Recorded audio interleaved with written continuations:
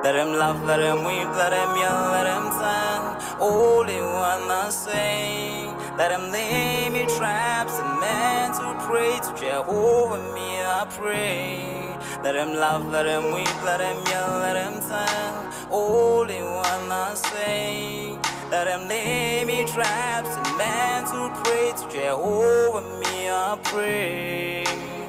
Let I be me instead of playing games. For chasing fame, let somebody spread the lack of flames. No, living my life to the fullest and shout out my halala to the fullest. Let my lungs out. I'm still rising up to greater heights as long as Hello, bonjour, Sanbonani. Welcome to Rise to Greater Heights Network, where you can turn your fears into greater success while seizing new opportunities.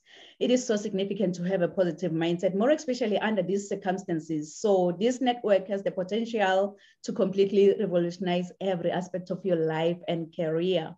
My name is Dr. Riel Nkunene, and I'm going to be your host for today. So if you're watching us online, please feel free to put in the chat box where you're watching us from and what you hope to achieve from our podcast.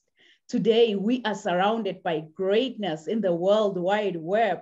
We have amazing speakers who's going to share some nuggets on human rights. So in Colorado or California, we have Michael R. Hest, who's going to share on domestic violence. And in Boston, Massachusetts, we have Jackie Roby, who's going to share on overcome depression. In Missouri, we have Kia Wolf, who's going to share on mental illness and suicide prevention. And later on in Denver, Colorado, we're going to have Laura Chieti, who's going to share on corporate betrayal. So at this moment, I'll just let our speakers to introduce themselves. So you can go ahead, Michael. Good morning, everybody. My name is Michael Hurst. I am a retired police sergeant. And a unique thing about me is that I was told by 5 doctors I'd be in a wheelchair for the rest of my life. I proved them wrong by walking my oldest daughter down the aisle to show her that you can succeed at anything. Oh, wow. It's such a great honor to have you, Michael, and I'm looking forward to hear you speak. You can go ahead, Jackie, and introduce yourself. Sure. Nice to be here. My name is Jackie Roby. I'm the Chief Excellence Officer of Inspired Journey Consulting. And something unique about me, I don't know if it's unique, but I am a travel addict and changing space brings me joy. Oh, wow. I love that. It's such a great honor to have you, Jackie, and I'm looking forward to hear you speak. You can go ahead, Kia, and introduce yourself. I'm Kyle Wolf. I am an author, speaker, and advocate for mental illness.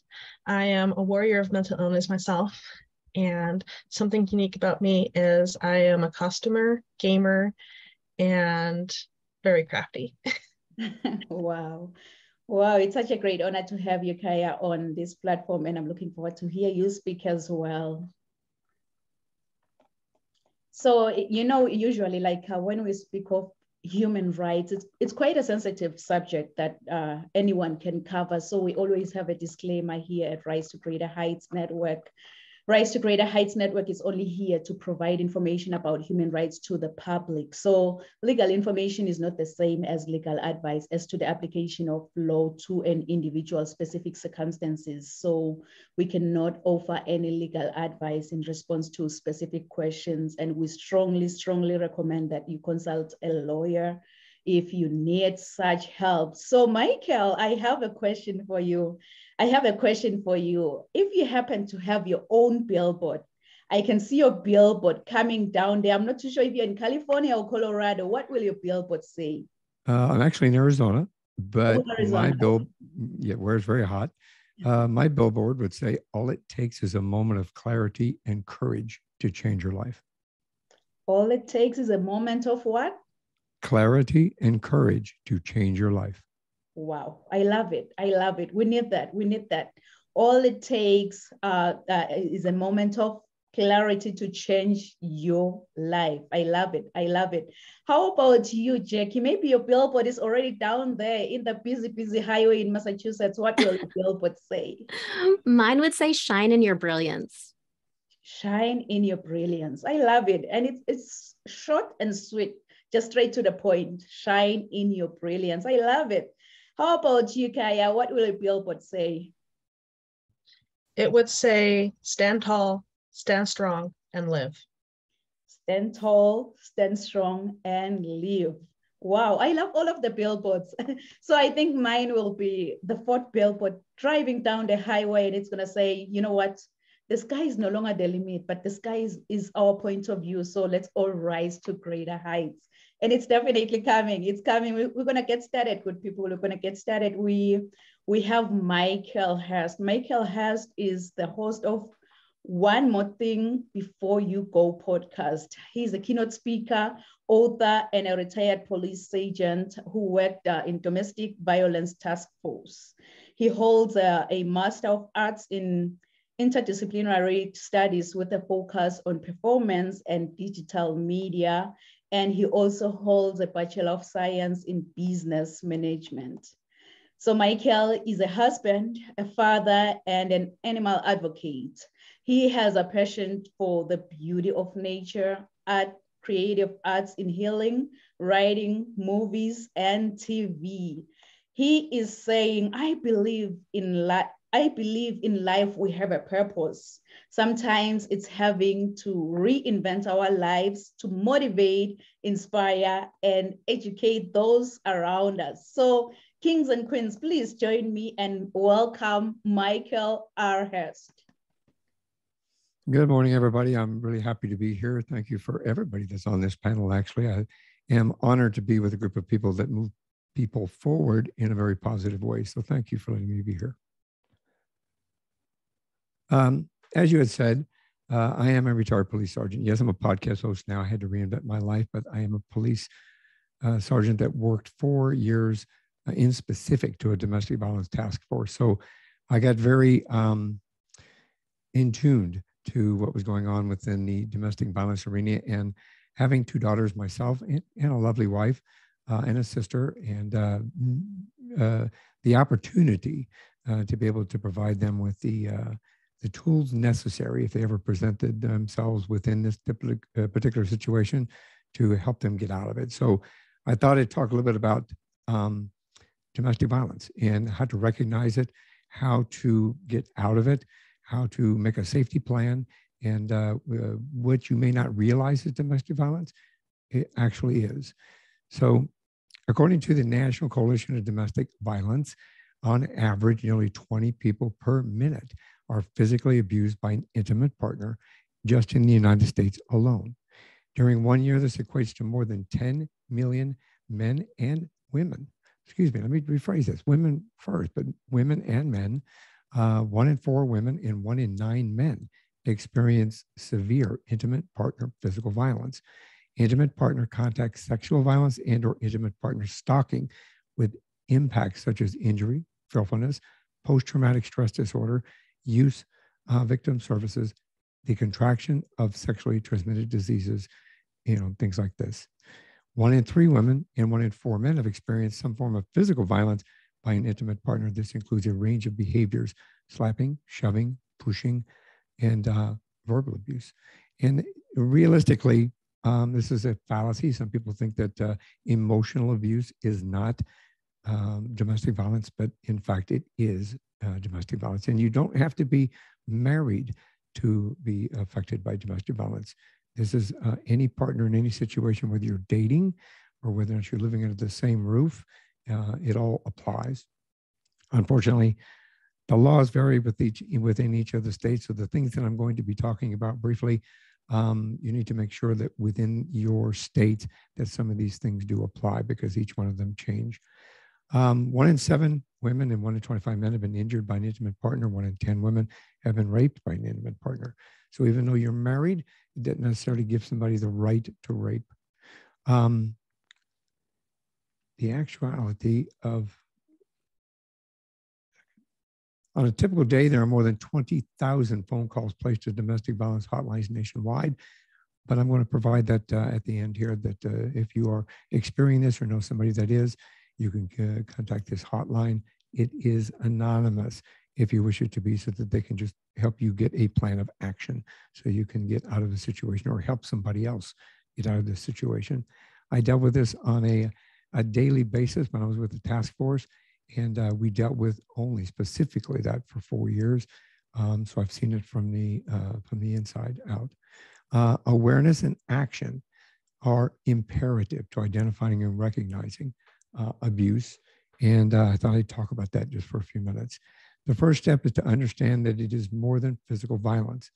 Ending in the harm and stigma of domestic violence requires a nuanced understanding of the behaviors. So to define them, domestic violence, also referred to as intimate partner violence, is dating abuse or relationship abuse or marital abuse. It is a pattern of behaviors used by one partner to maintain power and control over another partner in an intimate relationship. Domestic violence doesn't discriminate. People of any race, age, gender, sexuality, religion, education level, or economic status can be a victim. I investigated domestic violence from age 5-year-old all the way to 90-year-old in my career.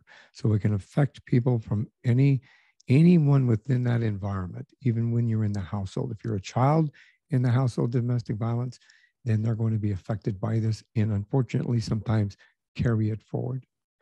The perpetrator of the domestic violence in most states will be arrested and prosecuted to the full extent. There are a few states, like when I was in Colorado, we had it there. I think we have it here in Arizona. They've got it in California for sure, that if you call the cops, the law enforcement, whatever they happen to be, and they respond to your house and there are injuries involved, then the perpetrator goes to jail automatically and a restraining order is issued automatically. But a lot of people are too afraid. And they're afraid because they have been involved in the physical harm, the intimidation, the manipulation, the control, things that force them to behave in ways that they really don't want to. So a lot of times they're afraid to call the law enforcement.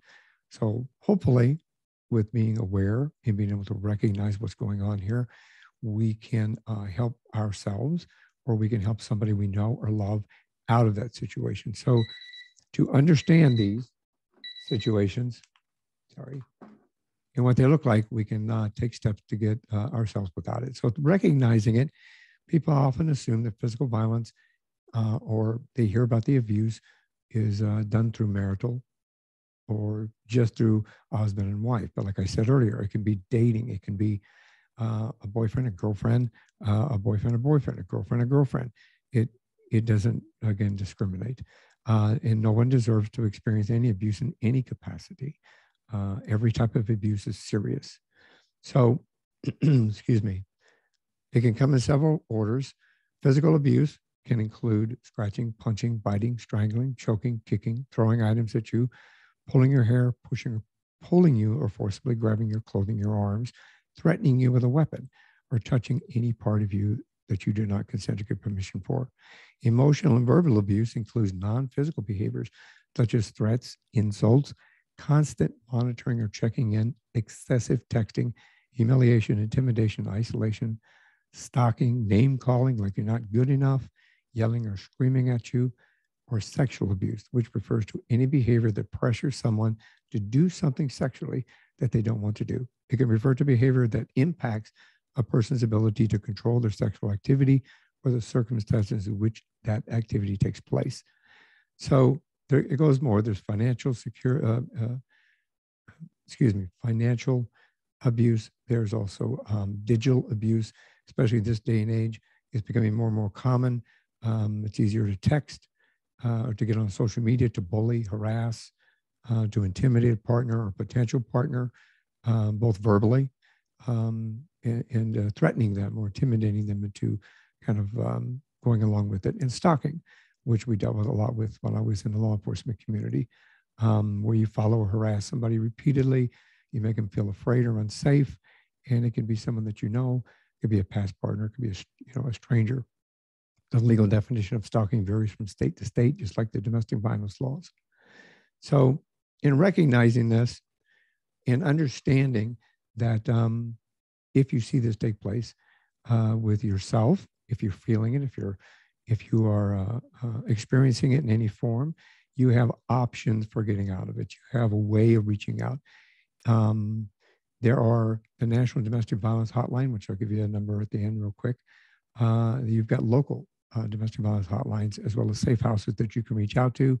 Those domestic violence hotlines you can talk to anonymously. So you don't have to give out your name right off the bat. You don't have to start talking. They have safety protocols put in place. So when you go to their website and you start exploring what options you have to create a safety plan to get out of that situation, that you can immediately just press an X and the whole screen goes away. It also has a way that they cannot track you. It automatically wipes it off your computer when you close it. So if you're interested and you're experiencing that and you are seeking help and you approach the National Coalition or the National Domestic Violence website, they automatically set a protocol in place that will keep you safe. So to wrap everything up, I know I've talked really quick. I'll answer some questions later, but what to do? Know that you're not alone. As the numbers that I said to you earlier in the beginning of this, there are those, too many, unfortunately, those that are going through and experiencing the same as you do, but you are not alone. You just have to understand that there are those that love you. There are those that will reach out to you. There are those that can help you to get out of those situations. And sometimes, unfortunately, it starts young. 1 in 10 high school students have already experienced physical aggression from a dating partner. As a father of 2 daughters, they had the benefit of having, well, they don't always call it a benefit, but they had the benefit of a police sergeant as a father. So I was able to kind of educate them and make them aware of what was going on and how to put a stop to it. So understand that if you're in this particular situation, remember that your partner's abusive behavior is wrong, no matter what they say or what they do. You're deserving of a healthy, loving, and respectful relationship. And you need to make a commitment to yourself for not making any excuses for your partner's behavior or in any form, whether it be verbal or physical, and use the resources that are available to you. Search for those resources, ask for those resources, even if you call the police department and tell them that you're seeking some help. You need to let them know that you're in a precarious situation and that by calling them, it puts them in a deeper one. And I will say most of us understand that. So when we approach a situation, we already have that in mind when we come to the door. You have to create a safety plan to fit your situation. And that would include talking to a trusted friend, talking to a family member or a mentor so that you can get things moving, obtain a restraining order. And remember that unhealthy or abusive relationships, they always get worse. I was a cop for 17 years.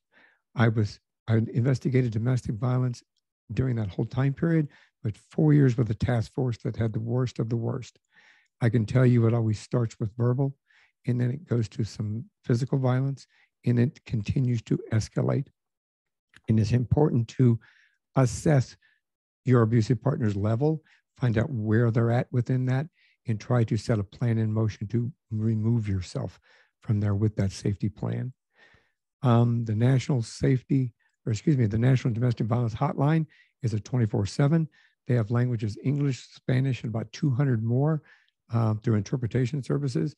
I can tell you right now, you can start with a text, 88788, 88788, or you can go to www.thehotline.org, www.thehotline.org.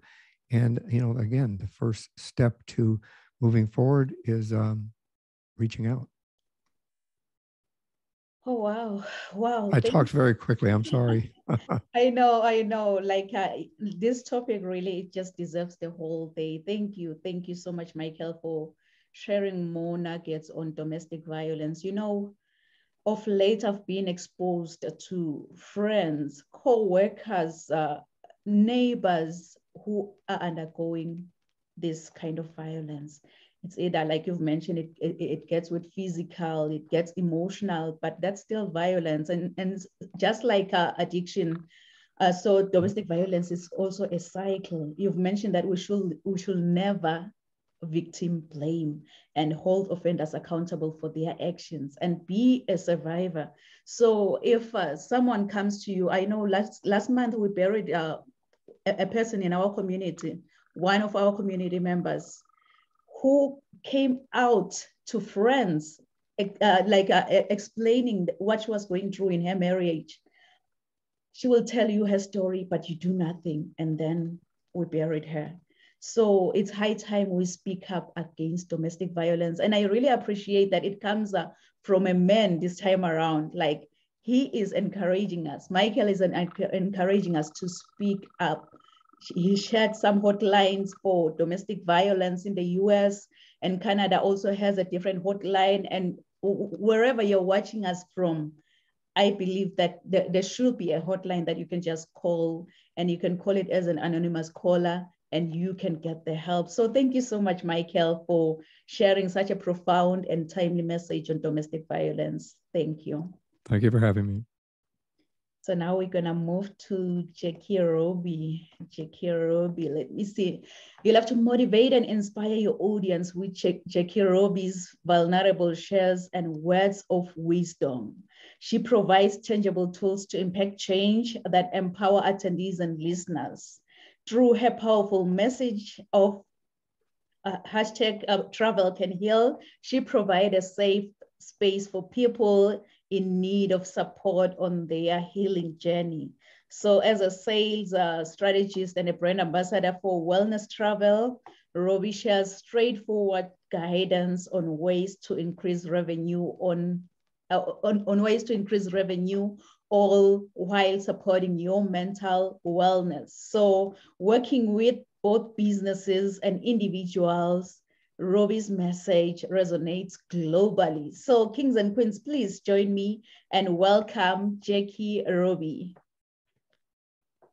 Thank you so much. I'm truly honored to be here. And I have to say, before I get started on this, Michael, I'm also a survivor of domestic violence. So I really appreciate those tools and the awareness that you're bringing. Thank you. The stats are right if you look at the numbers here. So my journey really began in my mid to late 20s. I moved across the country, moved to Boston, and needed a change of space. But what I didn't realize is that it was the distance that would really save me, that would help me actually heal. In the meantime, I just started running around, right? I was young, seemed like the right thing to do, but it was more than that. I was busy every night of the week. I had reasons to go out. Martini Monday, right? Tiki Tuesday, Why Not Wednesday, Thirsty Thursday, and there was just Friday, and I could find things for Saturday, Sunday, and Saturday, Sunday, it was breakfast, lunch, dinner, evening, always out, always running. What I didn't realize was that this running was me running away. On a trip back to Colorado, I encountered a traumatic incident with a family member. And it pushed me into what ended up becoming my depression. But after this, I said, you know, I'm going to get into therapy. I think it's time. But while I was there, I was spiraling. I had anxiety that turned into nonstop panic. I had PTSD that had me terrified to walk down the street. And I didn't take the advice as soon as I should have from my therapist. So it got to the point where I couldn't get through a day without panic. I could barely get through an hour. I wasn't eating. I would grab a naked juice on the way to work. I would have water for the rest of the day, and I would get home and I would have a few pretzels and a couple glasses of red wine. And that was it. And while I was wilting away to nothing, people were saying, "Oh, you look so good." And nobody was really paying attention because I always have a smile on my face. It's a great mask. So one morning, I ended up getting on the phone with a friend's mother, who's a psychologist, and she gave me an exercise, and it was to write down the positive opposite of every negative thought I had, really to help to try to train my brain in that way. It's a great exercise. At that point, I was too far. I talked to my mom. She said, "I can come if you need me." She lives in Colorado. No, I'm fine. I'm fine. Within an hour, I said, "I need help." So she flew across the country to help me get better. And even as she arrived and she said, "Take the day off of work, let's go to the doctor," I said, "No, I got to go to work. There's no way I can't work." And I got into the shower and had a panic attack in the shower and fainted. So I'm 27 years old, and my mom is picking me up out of the shower and saying, "We need to go to a hospital." She doesn't know my city, and my car isn't working because I never used it. And even then, I was terrified to call into work. I had that much panic within me. She lived with me for a month, helping me get back to a level where I could function, where I didn't have the panic, where medication worked for me, but I had to do things that were a little more drastic. And so I needed that extra support. And it taught me a lot. It taught me about slowing down. Because when we keep ourselves so busy, the question is, what are we running from? Why is there fear within silence? I spent a lot of time in therapy, still in it, love it. I think it's the greatest gift we give ourselves. But then also trying to determine how to be happy, because I didn't realize that I didn't have joy. Fast forward years later, I met the love of my life, and I thought, happiest I've ever been. And one day he said, "Coming to your place is like going to a funeral." What? And he said, "Jackie, you're not happy." So then the journey continued. How do you choose happiness? How do you spend time looking for the good things and really recognize all the noise that comes out at you to create negativity? And gratitude is one of the number one things. Write down 10 things a day that you're grateful for. Start your day that way, right? Spend a lot of time reading Louise Hay's, doing mirror exercises to love myself more. But all of this put me into a place of joy and calm. Now, I'm not going to say it's the end of the road. What it does is it gives you tools. Now, I've spent my career in the travel industry, in sales and marketing. I have traveled across the globe. I've met thousands of people, experts in the industry, and then some. But it wasn't until 2019 that I was introduced to wellness and healing travel. And I learned that it's on these trips that you can get the support that you need. You're not going to heal everything in a week, but maybe you're going to be open to try something new that you hadn't before. Maybe you're going to get a new tool to increase your joy or help your calm in this world. That's the beauty of it. You have experts and healers there for you, catered to your peace of mind, your mind, body, and spirit. And I thought, all those years later, I've been in this industry and my own industry could have helped me, but I had no idea. And that's why I speak often. That's why I started my business. And that's what the Travel Can Heal initiative is about, because it's giving resources. So many times people think, I don't have time to get help, right?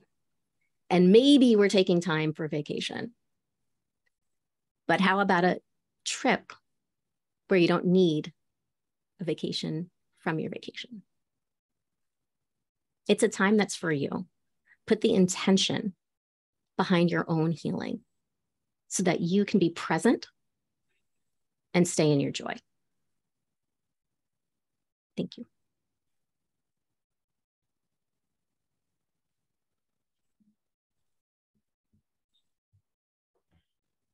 Jackie, oh my goodness.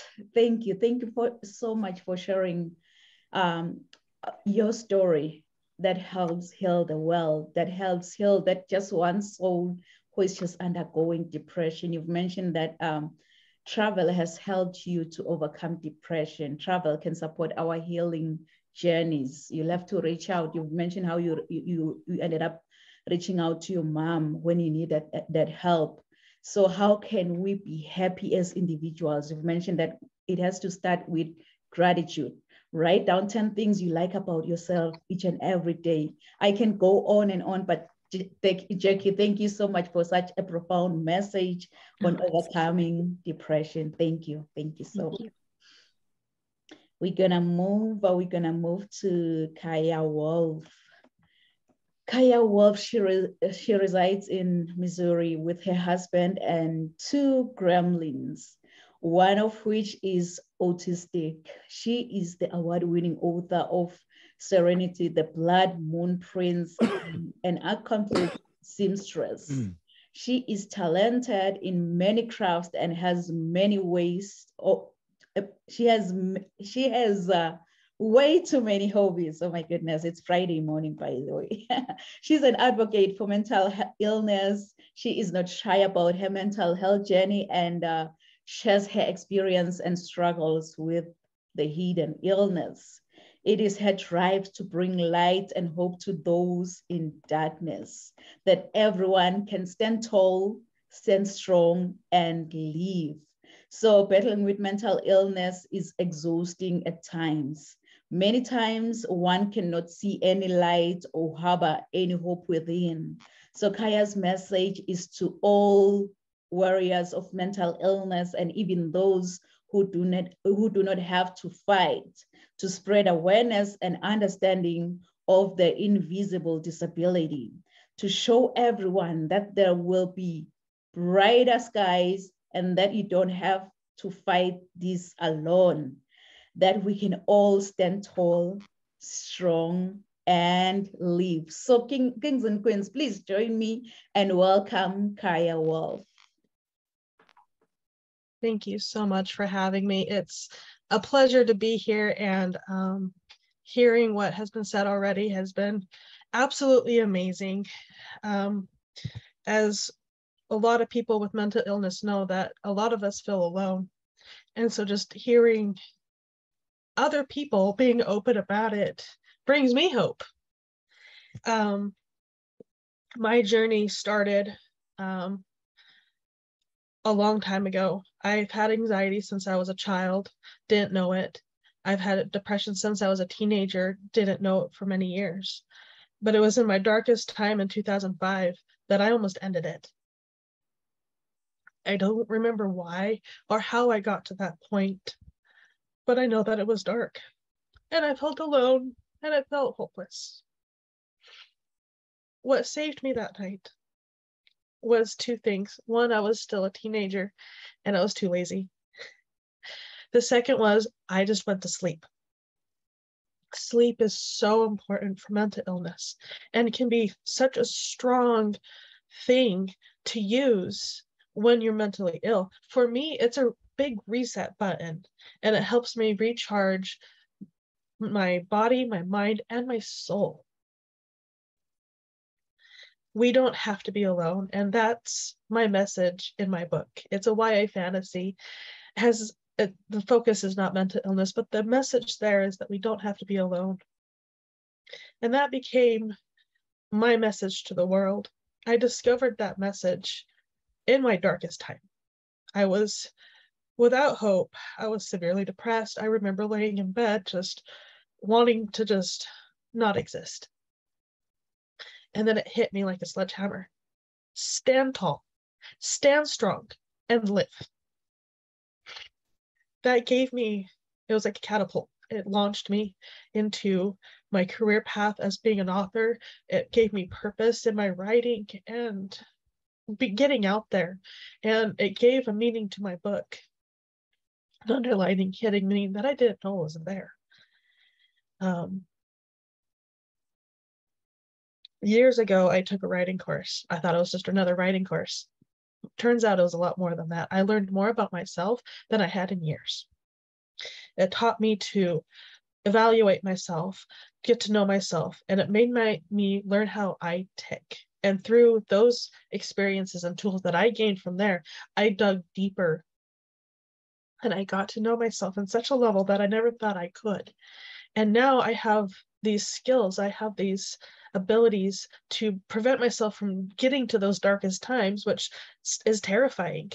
Because when you're there, you don't see light, you don't see a way out. How do we stay safe from the darkest times? How do we prevent suicide? For people who don't have depression, many of them don't understand.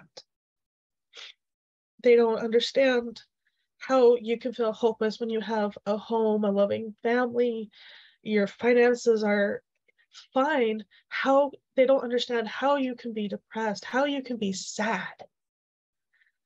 For some of us, it is something that we will always live with. I'm one of those people. It runs in my family. I will always have to fight. But sometimes that fight is going to be very easy.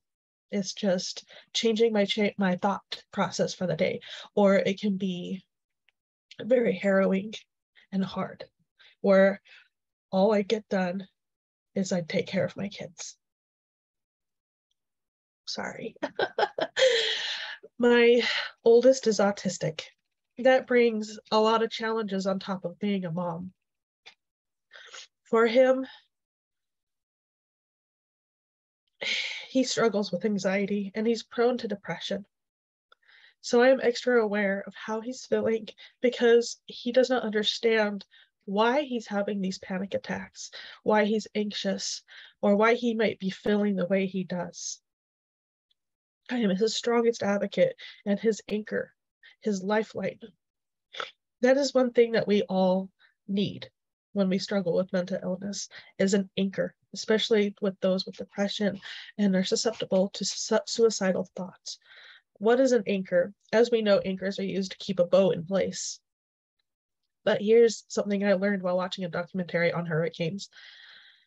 Fishermen of the Atlantic Sea, when hurricanes are approaching, they take their boats as far inland as they can, and they secure their boats. Not with just a single anchor or a single line to a dock. They use multiples. They use trees, docks, multiple anchors. This keeps the boat in place. It can't be taken away by the waves or the wind. And it also prevents them from hurting other boats. We need anchors in our life. We need that reason, that purpose to keep living. Two of my anchors are my kids. I am their mom. Without me, they won't have their mother. My oldest won't have that strongest advocate. He'll have other lines of support and advocates, but he won't have me. So having anchors is important. But another thing that we need to have is we need to find out what skills, what tools we need to stay safe. These are coping skills. So when we start to spiral, we can do something.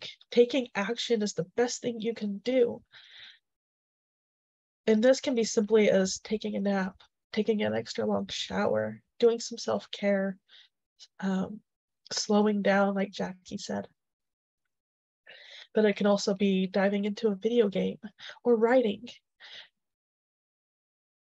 But a lot of times when we start to spiral, we don't remember these skills. So how do we combat that? We write them down, put them around your house. So you always see it. Put it on your fridge, put it by your computer, put it on your phone, the background on your phone.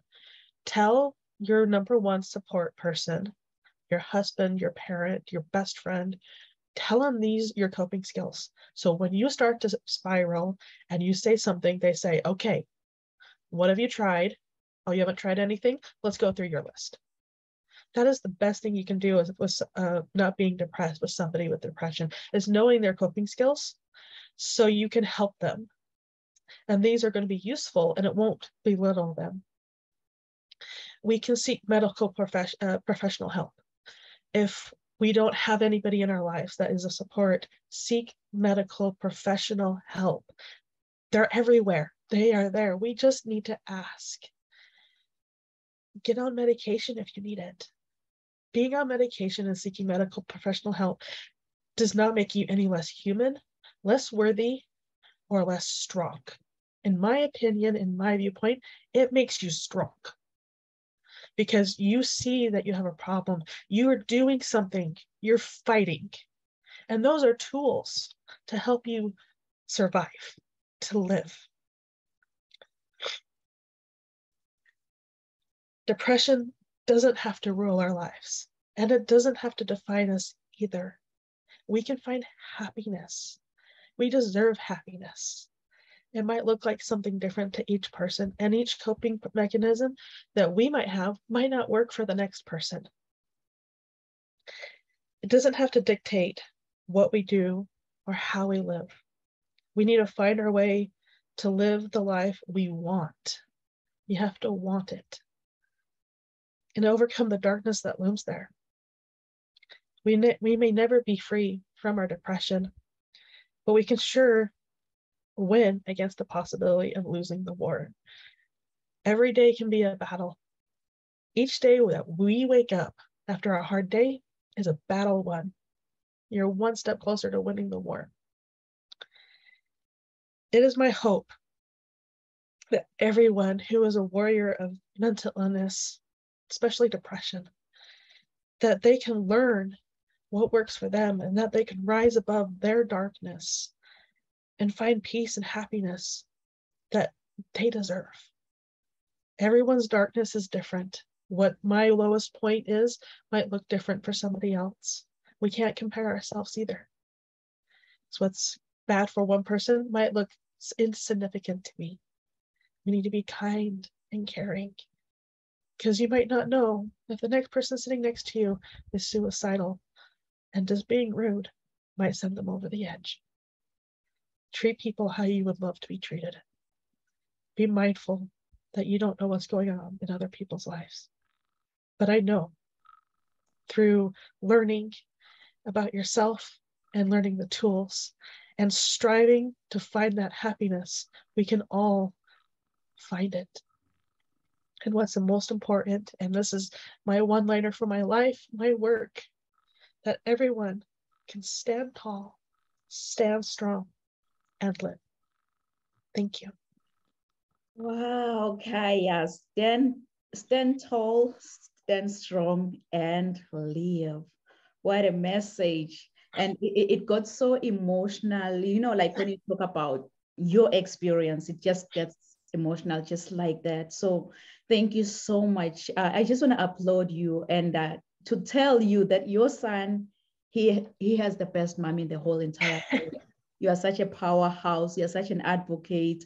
And yes, you are making a difference. So thank you so much, Kaya, for sharing your profound message on mental illness and suicide prevention.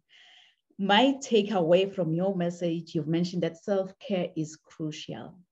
It's okay. Like, it's okay to have that me time and be selfish about it, because no one will ever grant you happiness if you don't create your own happiness. We all deserve happiness. And your last point, you've mentioned that we should be kind to anyone we come across, because you know what? You don't know what the other person is going through. So kindness, it changes everything, as they always say. So thank you so much, Kaya, for such a profound and timely message. Thank you. Thank you. So now we're gonna move to Laura. She finally made it. Welcome, Laura. We're gonna move to Laura Chiato. I hope I didn't butcher your last name. So Laura, she's an attorney, TEDx speaker, life and leadership coach. Laura Chiato shows individuals how to move beyond soothing the symptoms of burnout and resolve the root cause, which is oftentimes betrayal, whether from a person or a system, changes in one's body, or the realization that you've spent your life in service to a dream that was not your own. So Laura show individuals and teams how to break free from burnout and find the meaning and satisfaction they crave. So Laura is the author of Flaunt, Drop Your Cover and Reveal Your Smart, Sexy, and Spiritual Self. And she's also the host of the Flaunt podcast. So Kings and Queens, please join me and welcome Laura Chietler. So wonderful to be here. Thank you so much for having me. You're welcome. So my experience around burnout and burnout recovery is born from a personal experience that I had being betrayed by my husband. After 23 years of what I thought was a really good, strong, and normal marriage, I was completely devastated to learn that he had been cheating on me for 15 years with 5 different women. And I never had a clue. And when I found out, it crumbled me to the point that I couldn't ever foresee myself getting back up again. I thought I must be stupid, ugly, incapable. I internalized all of that blame for a situation that I truly had no blame in. Through my recovery from that, I ended up rebuilding not only my self-worth, but also my entire identity. And as I was rebuilding everything about me, I started seeing all of these times and situations in my life where I had been betrayed, or worse, where I had betrayed myself. And I had never seen it that way before. And as devastating as it was also thrilling, because all of a sudden I knew what it was. I knew what the problem was. It wasn't just that, the patriarchy is a thing and it's awful. And I was a corporate attorney.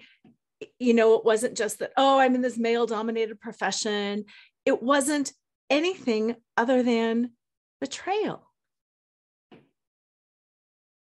And it was so empowering to be able to name that thing, to realize, growing up, I had expectations, and those expectations were not met. And when one has expectations that are not met, it materially disrupts one's view of the world. And that's a betrayal. And there are tools that one can use to heal from betrayal. And that when you don't, when you just live life with these unspoken expectations, with these ideas about the way the world should work, and then when those expectations don't get met, if you don't do the work to heal the betrayal, slowly you start feeling resentful. You start feeling cynical. Why am I trying so hard? Nobody cares about mental health. Nobody cares about doing the right thing. Nobody cares about racism, sexism, equality, anything. You start getting those messages in your head that it's not going to work anyway. And you start becoming the kind of person that you aren't. You start becoming somebody who is experiencing betrayal trauma, and you shut yourself down slowly. You cover your light. You dim your power. And year after year after year of experiencing betrayal eventually will cripple us all. And when I had this experience with betrayal, with my husband's infidelity, even though it was the worst thing that ever happened to me, it has become the best thing that has ever happened to me because of the way I stripped out of all of my identities. I had to let go of the idea of this is what a good wife does. This is what the perfect mom does.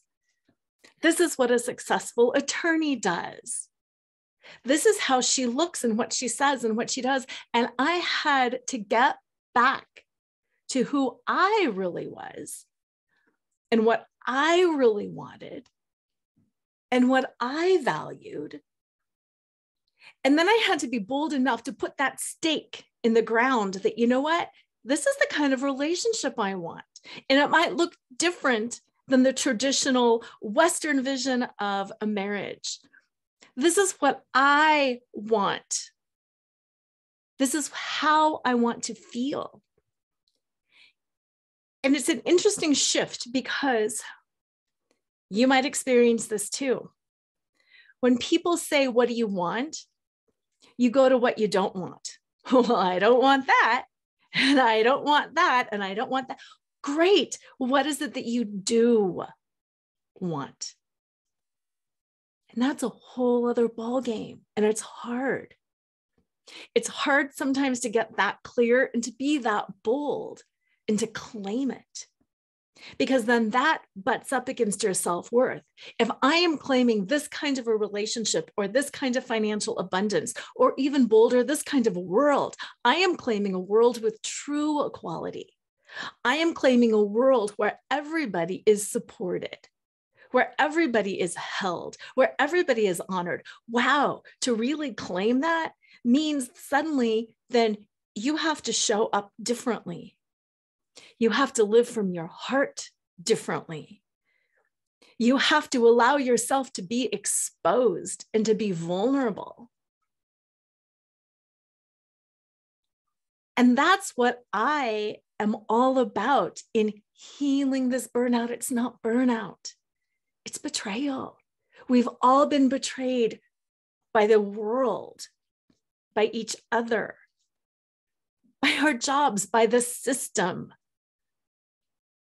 but most importantly, by ourselves, by not being bold enough to sit with ourselves and to decide what we want and to think about it, and then to put that stake in the grass and say, yeah, this is who I am, and I will show you who I am. And this is the kind of relationship I want, and I will go for that and nothing less because I deserve it. Because I'm a divine child of God, because I am me, and that's all I need to do. And that this is the world that I want to live in, and I'm going to show up, and I'm going to create, and I'm not going to settle, and I'm not going to fight against, and I'm not going to argue and rail and scream and yell. I'm just going to be in my heart, and I'm just going to project this power of my vision to everybody around me. And I will bring them in, and together we can create. And yes, it takes a lot of consciousness. It takes a lot of awareness. It takes a lot of exposure. But my belief is, unless we are naked and raw and fully exposed for the beautiful hearts and souls that we are, we're not really living, and we are betraying ourselves. And I don't know about anybody else, but at the end of the day, I want to know that I lived fully as I am, that I didn't spend my time seeking to please others and say the right thing and making everybody else happy. I didn't spend my life conforming, looking the right way, sounding the right way, doing the right things. And also, I didn't spend my life performing. I didn't put on an act, but that I was me, and that my missteps were my own. And the people that didn't want to be with me, that's fine, because I was so powerfully knowing myself and my worth and my dreams and my power that I didn't betray myself.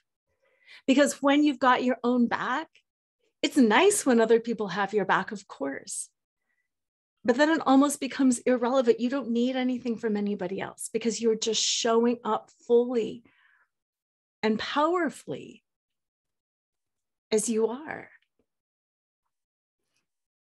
And to bring a little bit of levity, what I like to do, what I like to think about is, for those of you who don't know burlesque, burlesque is an art form. Some people call it the art of the tease. Some people incorrectly think that it's stripping. It's not stripping. Burlesque comes from the root word burla, that means mockery or parody. And there is the removal of clothing, yes, never to full nudity, never. But there is the removal of clothing to show something surprising that's underneath. And it's always real. You can be any age, any size, your body can be in any condition. And it's a glorious extravaganza of what is real and what is authentic and what is surprising. And I like to use that analogy of burlesque in stripping down. My heart is in here. My passion is in here. Everything that I'm wearing on top of that is either a costume that accentuates or a mask that covers.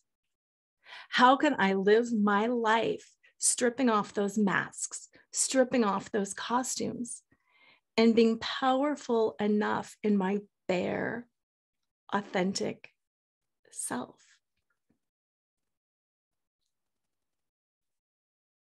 Goodness, wow, Laura. Oh my goodness. I was like, just drop the mic. You've just shared all the nuggets on corporate betrayal. We've mentioned that we should know what we want. I took that, like, I was just taking more and more notes. Know what you want. Woman, know what you want. King, know what you want. And you mentioned that we'll have to know the difference between being victimized and being a victim, and start to rebuild self-trust through clarity, boundaries, and validating yourself, which will learn from the past, but focus on what we want for our future. Wow, Laura, that was such a profound, much needed message. And thank you so much for being bold enough to share from your own personal experience. So thank you, Laura. So to our audience online, oh my goodness, I've been moved, I've been inspired by all these amazing speakers, and I believe you also gained the same. So if you happen to have any questions to any of the speakers today, please feel free to put in the chat box any question that you have, any question. We don't take it for granted. We're gonna respond to any question being posted on the chat box. I can see our audience watching. Mariah and Princess Sebe is saying that betrayal cuts like a double sword edge. And I can see Nsigi watching. Benoit is saying, keep up the good work. And Mariah is saying, speak up against domestic violence. So our audience have been really inspired, have been moved by all these messages by all these messages from all these amazing speakers, and I've been inspired. I'm gonna go back and watch the replay over and over again. So if you haven't shared this live streaming right now, please go ahead and share it with your networks, because you may never know which soul you're going to be saving on domestic violence, on overcoming depression, on suicide prevention, on corporate betrayal. Just share with your network, because you're going to be saving just one soul. We need that. If this message can change just one soul, it's going to be a bonus for all of us here. So please go ahead and do that. And if you haven't yet subscribed from our channel on YouTube, Rise to Greater Heights Network, please go ahead and click on the subscribe and turn on all notifications so that you don't miss any video being posted over there, because this live stream will just end in the next 24 hours. But on YouTube, you can just watch the replay over and over again.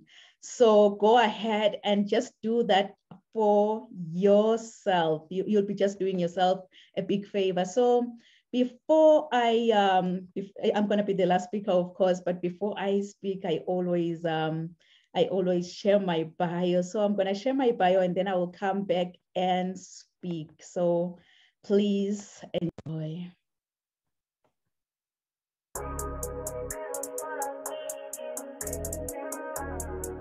Non-Pumelelo Rial Kunene is a highly sought-after, energetic, certified Les Brown international speaker. She is the author and host to Rise to Greater Heights, a book and YouTube channel to turn your fears into greater success while seizing new opportunities. Rial is also a coach, mentor, and an MC, well known for encouraging many to rise from mediocrity into greatness. Her vision is not only to motivate, but also to empower audiences with a fresh perspective, inspiration they require to pursue success and drive sustainable outcomes in a seriously funny way. Rial believes that we are in full control of our choices. Her mission is to meet the needs and transform lives of her clients and her audience. Rial's book, Rise to Greater Heights, has inspired and empowered many to pursue their personal and professional passion to become go-getters. Her goal is to study your current situation, identify limiting beliefs, then design a plan of inspired action to empower you to achieve specific outcomes in your life.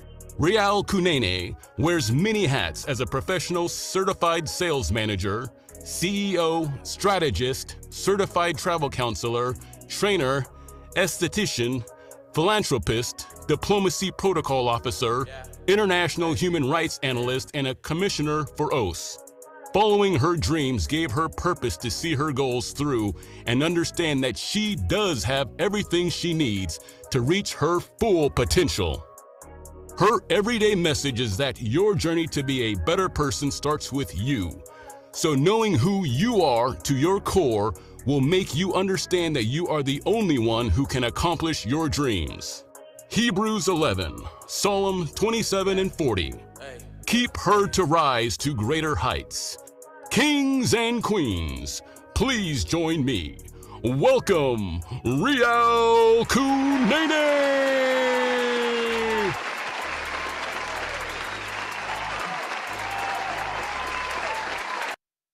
Thank you so much, amazing speakers, for all the nuggets that you've dropped for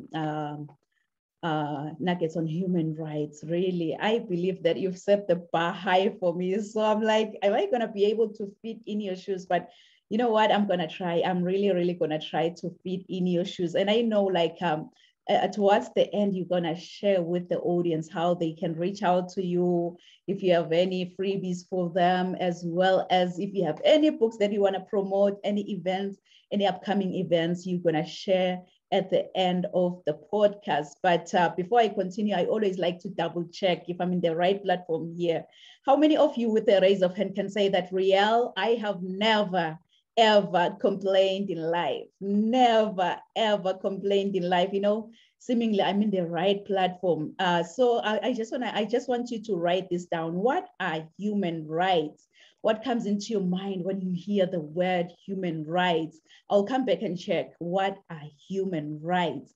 And I know Michael, he shared more nuggets on domestic violence. Like I've mentioned that we need to understand that, abuse is a cycle, much like the cycle of addiction. So emotional or physical abuse is also a cycle at the same time. It can be perpetuated over and over again. And Jackie on the other side, she mentioned a powerful message on how to overcome depression. And Kaya, oh my goodness, she just nailed it on mental health and mental illness as well as suicide prevention. So I just want to applaud you, Kaya, for not being shy about your mental health journey and for sharing your experience and struggles with this really hidden illness.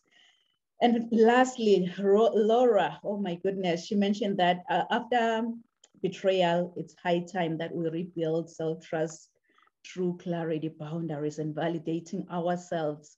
We need to know what we want. I took that to heart, that I have to know what I really want in life. So what are human rights, good people? What comes into your mind when you hear the word human rights? Human rights, it's been thrown all over again. But what exactly do we mean when we say human rights? I'll come and check on the comments, but I'm going to go ahead with the presentation, and then I'll check if you kings and queens, you know the meaning of human rights. Really, human rights are the God-given fundamental rights and freedom that are inherent to all human beings, regardless of your gender, nationality, place of residency, sex, ethnicity, religion, or even your skin color. Human rights are not just about the law. So human rights are non-discriminatory, meaning that all human beings are entitled to them. Good people, you really don't have to see the whole staircase in life, but you'll have to take the first step to get to the top. As my mentor always say, that you don't have to be great to get started, but you'll have to get started to become great in life. So get started today. My everyday book says that you'll have to learn to do good, seek justice, correct oppression, bring justice to the fatherless, and plead the widow's cause. So get started today. Seek justice, correct oppression, and bring justice to the fatherless. I know that we all have a voice, but not everyone know how to use it. So as an advocate for human rights, I always encourage change makers and educate them on the issues at hand so that their voices can be heard too. So I work with different individuals in charge, listening closely before calling out issues that need a change. So I serve not just as a vocal protester, but I just work beyond that. I go beyond that. I work with individuals. I serve different individuals. Like I go one more step further by encouraging these changes through education instead of like merely telling government leaders like why something needs fixing, which often happens frequently. We just, we pinpoint what we want to be done. But before that, you'll have to educate before you pinpoint on what needs to be fixed. Really, to me, what stood out to me the most was when the incident of the whole George Floyd situation, if you remember it very well, May 25th, 2020, George Floyd died in police custody in Minneapolis, Minnesota. This 46-year-old Black man was arrested and killed after a convenience store employee called 911 on Floyd's suspicion of passing a counterfeit $20 bill. The video that was captured by a bystander, it showed George Floyd pinned face down on the ground and in handcuffs, and one of the police officers pressing his knee against Floyd's neck as he was pleading for help. I can't breathe, I can't breathe. And finally, he fell silent. May his soul rest in eternal peace. It is so impossible not to be outraged watching that video of the Minneapolis officer pressing his knee against Floyd's neck for a period initially reported to be 8 minutes and 46 seconds. I believe that everyone is born free and everyone has the right to life. So no one should ever be subject to such unjustified violence. Hence, I am here to educate everyone to know their human rights. Always seek passion, good people. So always seek passion. So our organization, it just fills a critical role in the society by providing valuable services that governments may not always be able to deliver. From poverty relief to human rights advocacy, we are vital for supporting the most vulnerable members of our communities. We are an integral part of society, and we are involved globally in human rights, climate change, as well as humanitarian aid. There are many ways in which we need to persuade governments to adopt human rights related legislation. Some they may include like providing information for the general public through exhibits, side events, and formal speeches, or lobbying officials during meetings and negotiations. You know, it's so funny how my mom and dad gave me this beautiful, beautiful name. I know many, when they try to say my name, they always butcher my name, but Nompumelelo in my own language, it means mother of all success. So you can see that I am really, really challenged to chase after success. No matter what comes my way, I'll have to chase after success. So if I may ask you, how many of you have dreams and goals that you want to achieve? Maybe in the next 6 months. I want you, as you think about your dreams and goals, to put this down. Rise to greater heights.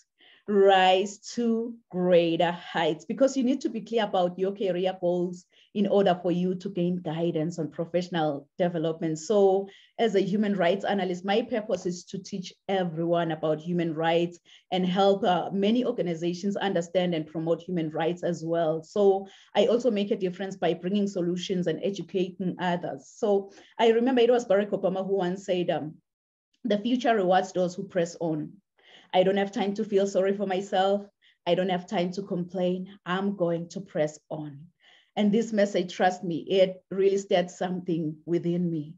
You really don't have to be politically involved to learn about your human rights. All human beings are entitled to them, and you can never, ever be excluded from your own human rights. You may ask me why. I'm glad you've asked that, because these are God-given fundamental rights and freedoms inherent to all human beings. All human beings are entitled to them. You are entitled to them. As flight attendants always say that you don't have to, as flight attendants always say that you'll have to put on the oxygen mask first before you assist others. Because if you don't, you and the other person you're trying to help will possibly go down. So it's high time you put on that oxygen mask first, because before you go out there and try to save the world. Because if you don't, you and the other person you are trying to help will possibly go down. So it's high time, good people. This is a wake-up call. It's a wake-up call. But when that alarm clock goes off, please, please don't ever hit the snooze button. Don't be like, I will wake up in the next 2 minutes. I will wake up in the next 4 minutes. You know what? Forever is a long time. Why don't you wake up, get going, and know more about human rights? Make a difference to those around you. Remember that a right is a freedom of some kind. It doesn't matter where we were born or what kind of family we were born into. We all have the internal recognition of the one moral of one's motives and actions. I'm going to apologize for the noise that is happening upstairs, but I will continue with my message. It happens that we have our podcast during summer break when everyone is home. So please bear with me.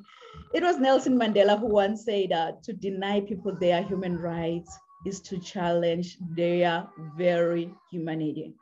To deny people their human rights is to challenge their very humanity. So I am a true advocate for creating new policies that uphold human rights and prevent human rights violations from even happening in the first place. So what I do, I consult on policies and procedures related to human rights compliance, and then I advise on best practices for implementing human rights programs. I can also assist with audits of operations against international standards. And then I also do like research and help draft some human rights related policies on discrimination at workplace, harassment at work, diversity and inclusion, patients' rights, you name it. Any human rights related policies, I am your go-to girl. I am your go-to girl because I have the duty of raising awareness of people's rights and providing solutions. I so wish that, you can just tell yourself that, all these amazing speakers have shared more nuggets on human rights, domestic violence, overcoming depression, corporate betrayal, suicide prevention. It's high time I go out there and be the change. The change that I want to see in this world must first begin with me. But in order for you to make that difference, you've got to be hungry. You've got to be hungry like the hungry lion in the jungle. Really, that hungry lion in the jungle, It doesn't matter what kind of animal comes his way. It doesn't matter if he had a giant elephant or that small squirrel by the jungle. All that hungry lion sees in front of his face is lunch. And it's so funny because even with elephants, when they see a lion, what they do is that they run. It's all about the mindset. Once you believe, you become. They already told themselves that, you know what, I am a lion to that lion. So each and every time when I see a lion, what I have to do, I'll have to run. I believe that's the lion mindset that we need in order for us to make a difference in this world. Please, please write this down. Write this down in conclusion. Resilience to greatness. Resilience to greatness. And I know you've heard this before, that your setback is your setup for your comeback. Your setback is your setup for your comeback. So if I can be honest with you, I don't know what goals you've set for the next 6 months, and I don't know what dreams you have for your future. But here is one thing I know about you. You are destined for greatness. Inside of you, God has put seeds of excellence. Those seeds are supposed to grow and flourish, but many people have become crippled by their past encounters, and some have stepped over other people to get to the top. But I believe that God has a better plan for every one of us. Your objective is what you were designed for, and the reason why you live today. With God, I believe that we're all destined for greatness as long as we follow his strategy. This is when the growth commences, because discovering your gift and following God's idea will make you understand that you have everything around you to reach to your full potential. My everyday inspiration, Mr. Les Brown, he once said, if you had to die today, at this very moment, at this hour, what dreams, what ideas, what visions, what goals, what skills, and what talents will die with you? And what books will die with you? And the late Dr. Miles Monroe once said, the richest place on this planet is the cemetery, because that's where all the goals, all the dreams, all the visions, all the talents, and all the skills have been buried. Honestly, I don't know about you, but with me listening to all these amazing messages, it just gave me sleepless nights. And I remember very well when I first started writing my first book, Rise to Greater Heights, which is a comprehensive guide to turn your fears into greater success while seizing new opportunities. And I didn't stop there. Like I've mentioned, with the whole George Floyd incident, I believe that everyone is born free and everyone has the right to life. So I decided to compile all the 30 Universal Declaration of Human Rights, because these are God-given fundamental rights and freedoms. It's not like, they are different from civil rights. Human rights are different from civil rights because these are God-given fundamental rights and freedoms. So I also didn't stop there. I'm just gonna go quick here. We came together with different co-authors, 12 different co-authors. I believe that we're all equal in dignity. And what's holding you back? Is it fear, mediocrity, procrastination, distraction, or procrastination? What's holding you back? It's so essential to assess your goals progress, good people. Resilience to greatness. We came together with 15 different co-authors around the world, being trained, mentored, and coached by Les Brown. Resilience to greatness. And the last one is cultivate your mindset for success, which has like 17 different co-authors around the world. So I believe that with all these books, they have the potential to completely revolutionize every aspect of your life and career. And I also have one free transformation guide for you. It's available on my website, www.risetogreaterheights.com. With this free transformation guide, trust me, you'll be able to explore leadership, empowerment, being purpose-driven, mentorship, coaching, resilience to greatness, mental health, emotional intelligence, and many, many more topics, including spiritual growth. Because growing up, I didn't have much in life because my father decided to have an early departure from this planet Earth. And thank God I missed that flight, because I'm still here. I'm still sharing my story because I have everything because of my mama's love. And I love you so much, Mom. So I think whosoever said that the sky is the limit was wrong. From today on, I, Dr. Riel and Gunene, believe that the sky is our point of view. So let's all rise to greater heights.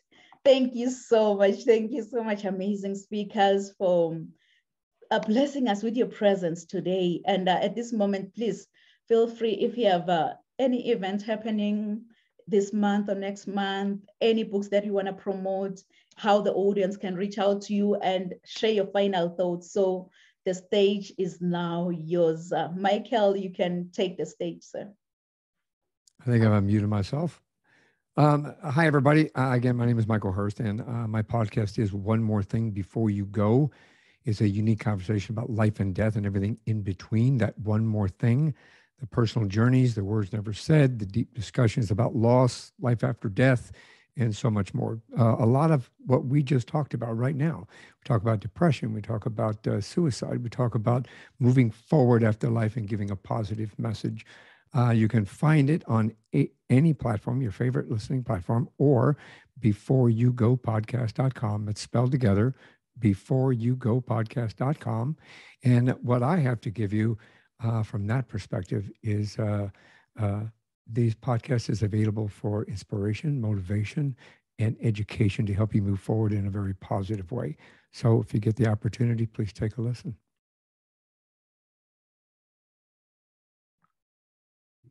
Amazing, amazing. Thank you so much. Thank you so much, Michael. Jackie, you can go ahead and share with the audience. Oh, thank you so much. Again, my name is Jackie Roby. I also host a podcast called Through Inspired Eyes, and we speak about healing and wellness travel, mental wellness, and how to be inclusive in travel. So check me out again on any platform. You can also go to my Instagram, which the handle is at Inspired Journey Consulting. Get a lot of lessons and goodness there. Follow the hashtag Travel Can Heal to get resources for healing and wellness travel.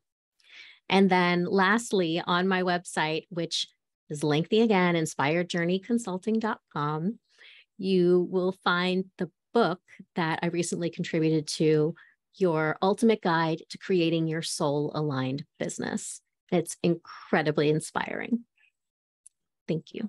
Oh, wow. Thank you. Thank you so much, Jackie. You can go ahead, Kaya, and share with the audience.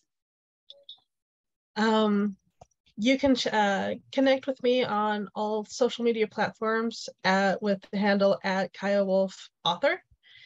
And you can also check out my website, kayawolf.com. I have it's not going to really show, but this is my debut novel that came out last September. It is a YA fantasy, young adult fantasy, but it does talk, have messages of mental illness in there. And you can find that on Amazon, Barnes & Noble, and other platforms that sell books. Oh, wow. Thank you so much, Kaya, and congratulations on your book. You can go ahead, Laura, and share with the audience, please. All right. You can find my book, Flaunt, Drop Your Cover and Reveal Your Smart, Sexy, and Spiritual Self. Barnes & Noble, Amazon, IndieBound, anywhere books are sold. My podcast is also Flaunt. Flaunt is an acronym. It's the 5-step betrayal recovery process. And my podcast is called Flaunt, Create a Life You Love After Infidelity or Betrayal. And most importantly, what you'll want to do is go to burnoutorbetrayal.com and download the top 3 ways you betray yourself every day and what to do about it. And of course, you can also just go to my main website, lauracheadle.com. But most importantly, you're going to want that handout, burnoutorbetrayal.com. Thank you. Oh, wow. Thank you. Thank you so much, Laura. And I believe the audience will reach out to all of you because you know what, they're going to miss out if they don't. So thank you so much for being with us here at Rise to Greater Heights Network. And we really, really appreciate your time in here. We're not taking it for granted, but I'm going to go back and watch the replay. And I believe the audience will do the same because all the nuggets that you've dropped here, they are worth listening. So thank you so much, amazing speakers. And I can see our audience joining us online. I can see Tembegile Mzabele, welcome Tembegile, Marais still watching, Princess, and Benoit, Annalie, they are all watching. They've been really, really inspired. They've been moved by all these amazing messages. So I just want to appreciate all of our audience, all our amazing speakers for joining us here today at Rise to Greater Heights Network, where you can turn your fears into greater success while seizing new opportunities. I hope from all these amazing messages, from all these amazing speakers, you've been inspired, you've been motivated, and you are ready to rise to greater heights. So do join us next week at the same time, same place. Thank you. Merci. Siyabonga.